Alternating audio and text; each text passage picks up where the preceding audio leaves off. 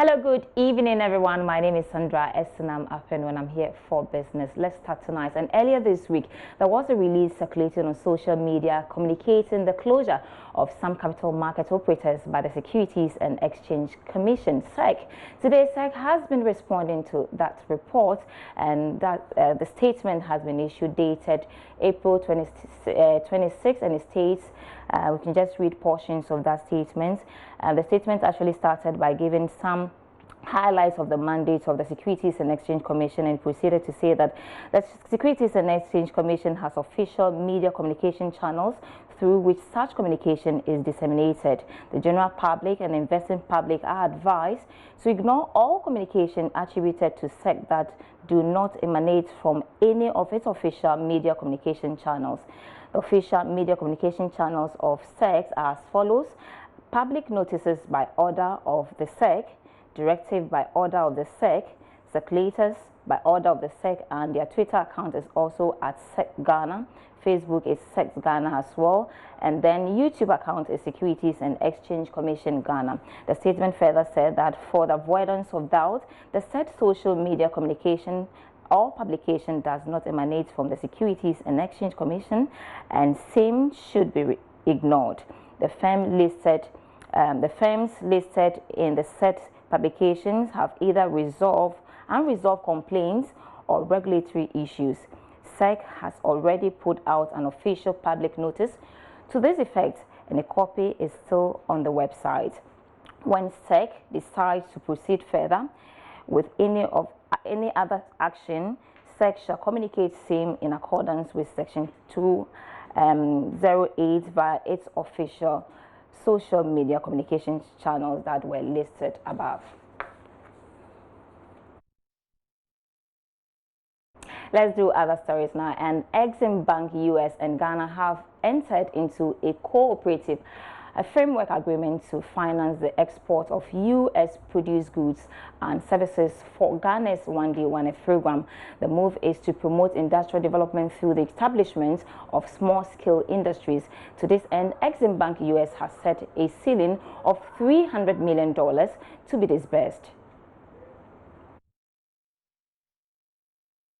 The half-day conference held by IPMC and Finacle brought together professionals from the banking and financial services sector to discuss and deliberate on potential strategies to accelerate digital transformation.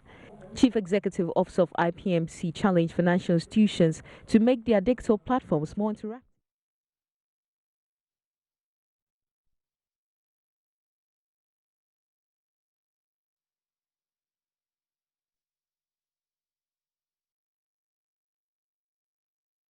Yeah, sorry for the loss of sound in that story. Let's do other stories now. Banks are being urged to make their digital services more attractive to enhance customer experience and ensure effective delivery of services. According to the CEO of IPMC, Amandip Sangrihari, this is necessary to ensure that the digital process is not just about automation, but rather adding value to service delivery. The CEO was speaking to Joy Business at IPMC's and Infosys Finacle conference on the banking sector in Accra. The half-day conference held by IPMC and Finacle brought together professionals from the banking and financial services sector to discuss and deliberate on potential strategies to accelerate digital transformation. Chief Executive Officer of IPMC challenged financial institutions to make their digital platforms more interactive to enhance service delivery. It is more about the engagement. As we become more digital, we are losing the human touch. Earlier, when we will go into the banking halls, we would be welcomed with a smile, we would be said hello, and there was an engagement which was happening. But today, in digital world, that disconnect is there. So the transformation which we need to bring is how we can make the user interaction digitally more interactive. So user doesn't come to buy, but he comes to shop. He goes through an experience and engagement with the customer and the supplier on the same online platform. Other speakers share a similar view. Yes, we are trying to go digital, but we might need to take a step back to understand who the consumer is and who the customer is. So the approach of trying to provide everything through mobile apps, smartphones, etc., might not necessarily work for everybody who's a consumer. So I think our biggest challenge is really understanding the populace and what they need. A lot of people might be more comfortable using USSD apps, for instance, as against mobile apps. You may want to go the route of digital, but with agency banking over USSD apps, etc. So for me, that's really the biggest challenge, because once you figured out what the problem is, then the easier part is fixing the problem. And we see the numbers that shows that the customers are responding. If you give them the tools and the tools work at the time when they should work with less headaches, you get more of them coming on board. And what we need to do is to make sure that the ecosystem itself is strong enough to continue to give them the confidence that they need, because the confidence levels is what will keep them moving on to these platforms. The IPMC and Infosys Finacle conference was under the theme Accelerate Digital. For Joy Business, Sheila Tamaklu. Let's go back to our earlier story, where Exim Bank US and Ghana have entered into a cooperative framework agreement to finance the export of US-produced goods and services for Ghana's 1D1F program. The move is to promote industrial development through the establishment of small-scale industries. To this end, Exim Bank US has set a ceiling of $300 million to be disbursed. Under the agreement, Exim Banks of Ghana and the U.S. will create an on-lending structure that allows Ghana Exim Bank to serve as the borrower and the primary source of repayments for Exim U.S. Finance Minister Ken Ofori-Atta explained what this means to government's One District, One Factory program. We are going to be witnessing the cooperation framework between the Exim institutions, which will enable our hard-working private sector operators in the export sector to procure machinery, equipment from the U.S. market. So we'd like to thank you for this intervention. It is important for us. We are excited about the facility because it really would now show government's commitment to the 1D, 1F program. U.S. Ambassador to Ghana, Stephanie Sanders Sullivan, indicated that the agreement will help complement Ghana's export volumes. This is an opportunity to provide a facility for financial assistance to export best value U.S. products and services to Ghana to help Ghanaian entrepreneurs. The 3-year agreement will expire in 2022. However, each transaction considered during the 3-year window may have a maximum tenor of 7 years depending on the unique details of the deal.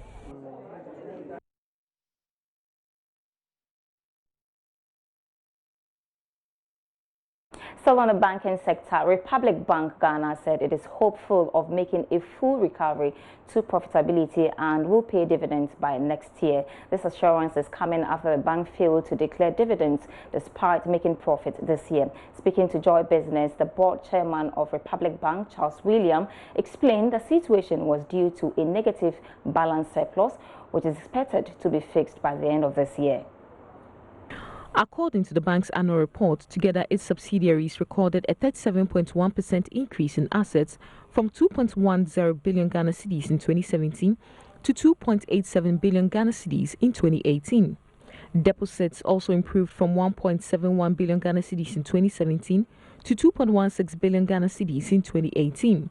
However, profits after tax in 2018 declined year-on-year by 39.3% to 28.2 million Ghana cedis. This made it impossible to pay dividends. However, the board chairman of the bank, Charles William Zunes, said they are confident of declaring dividends next year. The bank made a profit of 40 million, close to 40 million cedis, but unfortunately a dividend could not be declared because the bank still has a negative income surplus account. And according to law, when you have a negative income surplus account, you cannot declare a dividend. For that reason, a dividend was not declared this year. But let it be said and pointed out that the negative income surplus position is reducing more and more and we expect that by next year the company will be in a position to declare a dividend. Underpinning the profits decline was the substantial provision for non-performing loans amounting to 57.7 million Ghana cedis. Charles Winners attributed the high non-performing loans to a challenging economy, but was hopeful of a recovery. There are liquidity challenges in the entire banking industry, and as a result of that, borrowers have more and more difficulty in honoring their indebtedness, discharging their liabilities, and repaying monies that they borrow. It's as simple as that. That is the impairment which has caused us not to have as healthy a profit as we had expected to have. We had to provide for impairment to the tune of 57 million. And notwithstanding that, we were still able to declare a profit of near 40 million. So that gives you a sense and an idea that internal performance and management is achieving results and is running the bank more efficiently. But for the fact that the macroeconomic environment is challenging, our bank would have been able to declare a profit. But I'm confident, speaking on behalf of my board, that better years are yet to come. For Joy Business, Sheila Tamaklo reporting. Let's take a look at some other stories now. And following recent fire outbreaks in some markets in Ashanti region, the Kumasi Metropolitan Assembly has resolved to close all markets by 6 p.m. Details coming up with some other local stories in our summaries tonight. The Commissioner of the Customs Division of the Ghana Revenue Authority, GRA, Mr. Exim, has cautioned traders and business people against smuggling. Mr. Krenzel noted that import duties have been reduced by 50% and therefore does not see the need for any business person smuggling goods into the country.